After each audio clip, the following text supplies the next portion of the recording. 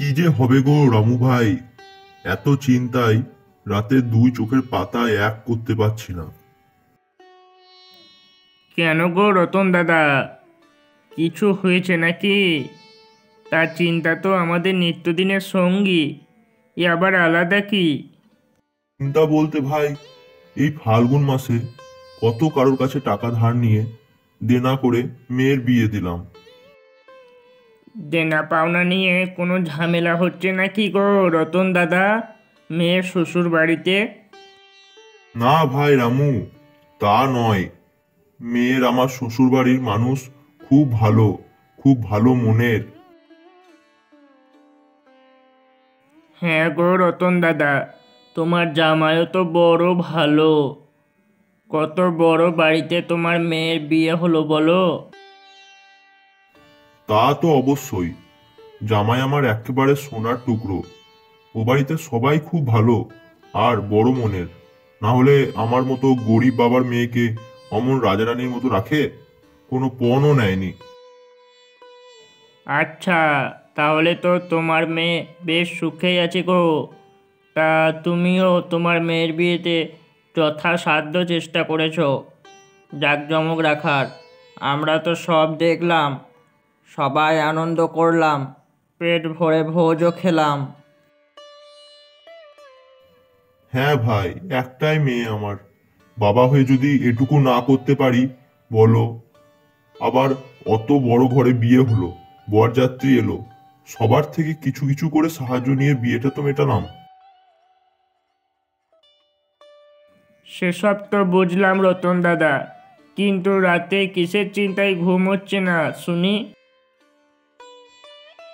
জামাইয়ের জন্য চিন্তা গো।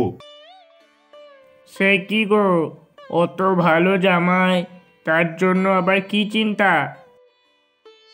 না হে ভাই, আসলে সামনেই তো জামাই ষষ্ঠী।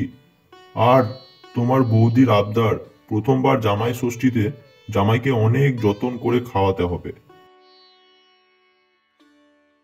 সে তো সব শাশুড়ি চায় গো রতন দাদা, তাদের জামাইকে ভালো মন্দ কয়েক রকমের পদ রান্না করে খাওয়াবে। আর এটা তো তোমার জামাইয়ের প্রথম জামাই ষষ্ঠী হলো গো। প্রথমবার সেসব তো বুঝলাম, কিন্তু এত কিছুতে তো আর খরচ কম না গো। হিমশিম খেয়ে যাচ্ছি, কি করে কি করব তাই ভেবে। হ্যাঁ গো দাদা, আমারও সেই একই অবস্থা। যে করে পারি দুমুঠো খাবার জুগিয়ে খাচ্ছি। এখন এমন অবস্থাও নেই যে তোমায় সাহায্য করব। না না ভাই রামু, আমি তো সবই জানি। দেখি কারোর কাছে কিছু ব্যবস্থা করতে পারি নাকি। হ্যাঁ দাদা, তাই দেখো। এখন চলো দাদা, বাড়ি ফিরি, অনেক বেলা হলো। হ্যাঁ হ্যাঁ।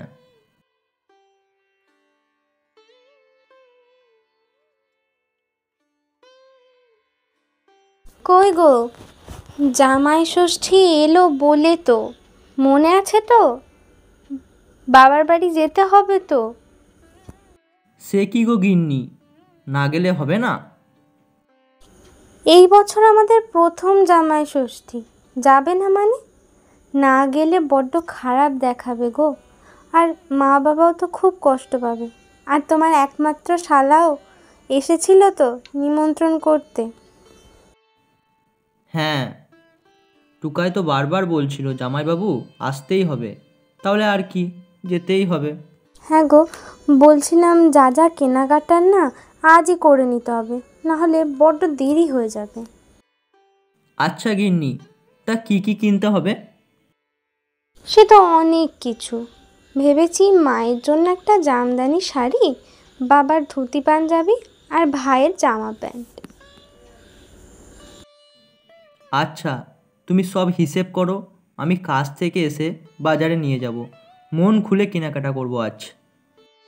সত্যি বলছো? এত কিছু কিনবো? ওগো, জানো তো আমি কোনো দিন এত জামা কাপড় একসাথে কিনিনি। আমরা তো গরিব। বাবা পরিশ্রম করে যা কিনে আনতো তাই নিয়ে কত খুশি থাকতাম। সত্যি গো, তোমাকে যতই দেখছি ততই অবাক হয়ে যাচ্ছি। তোমাকে না পেলে হয়তো বুঝতামই না অল্পতে এত সন্তুষ্ট থাকা যায়। আর মা তো বৌমার প্রশংসায় পঞ্চমুখ। মা বাবা তুমি কত ভালো গো। আমার মতো এত গরিব ঘরের মেয়েকে যে তোমরা এত আপন করে নেবে তা আমি কখনো ভাবতে পারিনি। ভালোবাসার মানুষকে আপন করে নেবে না তা কি হয়? এ বাড়িতে সকলে মুগ্ধ তোমার ব্যবহার এবং ভালোবাসায়। তুমি আজ কিন্তু তাড়াতাড়ি চলে এসো।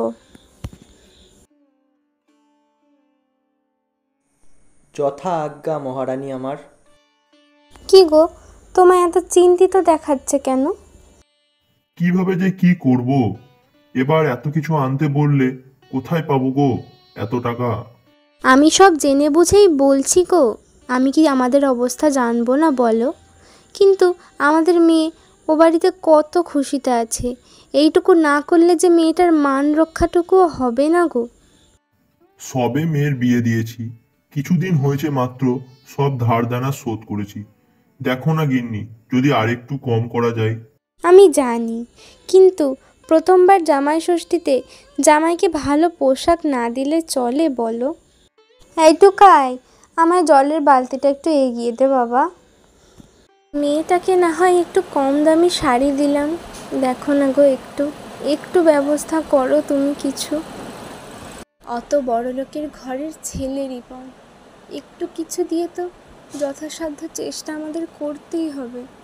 এইটুকাই, আমায় জলের বালতিটা একটু এগিয়ে দে বাবা। মা, কাল দিদি জামাইবাবু আসছে, তাই বিছানার চাদরটা কেচে দিচ্ছ মা? হ্যাঁ রে টুকাই, এই প্রথমবার জামাইয়ের জামাই ষষ্ঠী করব। কি করব না করব ভেবেও পাচ্ছি না। কাল অনেক মজা করব মা, জামাইবাবু বড় ভালো, কত গল্প করে আমার সাথে। হ্যাঁ, রিপন আমাদের বড় ভালো ছেলে। কি জানি কাল ভালো করে ছেলেটার যত্ন আত্তি করতে পারবো কি না। মা, সেদিন জামাইবাবু বাড়ি গেছিলাম, দেখলাম ওদের কত বড় বাড়ি। হ্যাঁ রে, তবে মানুষগুলোর কোনো অহংকার নেই। ও মা, বাবা কোথায় গেছে? তোর বাবা একটু বাজারে গেছে রে। দিদি জামাইবাবুর জন্য নতুন জামা কিনবে? হ্যাঁ রে, তবে টাকার জোগাড় করতে পারলে। ও গিন্নি, একটু জল দাও তো। বাবা, ও বাবা, দিদি জামাইবাবুর জন্য কি এনেছো দেখাও। এই টুকাই, বাবাকে একটু জিরোতে দে তো। যা, তুই বাবার জন্য একটু জল নিয়ে আয়। কই গো, টাকা জোগাড় করতে পেরেছো তো? কাল সব ভালোভাবে হবে তো? না গো গিন্নি, অনেক চেষ্টা করেও টাকা জোগাড় করতে পারিনি। কি গো, কি বলছো তুমি? প্রথম বছর জামাই ষষ্ঠীতে যত্ন করে ভালো খাবারও তা খাওয়াতে পারবো না? এমন কপাল আমাদের। কি করব বড় গিন্নি, আমরা তো গরিব। আমাদের জামাই বড় ভালো, সব বুঝবে। শোনো না গো, বলছি আমার সেই মা যে হারটা দিয়েছিল না, তুমি বরং এই হারটা নিয়ে যাও, দিয়ে বিক্রি করে দাও। তা দিয়ে যা টাকা হবে তাই দিয়ে আমরা জামাই ষষ্ঠী করব। তোমাকে কিচ্ছু ভাবতে হবে না, আমরা ওভাবেই জামাই ষষ্ঠী করব। মেয়েটার মুখের দিকেও তো তাকাতে হবে বলো। তুমি আমার হারটা নিয়ে যাও, বেচে দাও। অত বড় লোকের ঘরের ছেলে রিপন, একটু কিছু দিয়ে তো যথাসাধ্য চেষ্টা আমাদের করতেই হবে। আচ্ছা গিন্নি, তাই করি তবে। মা, রান্নাগুলো খাসা হয়েছে, মন ভরে গেল। খাও বাবা, খাও, পেট ভরে খাও।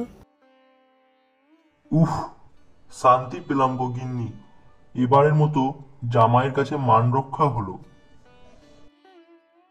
হ্যাঁ গো, ভগবানের কৃপায় সব হয়ে গেল। ছোট্ট বন্ধুরা, আজকের গল্পটা তোমাদের কেমন লাগলো অবশ্যই জানিও।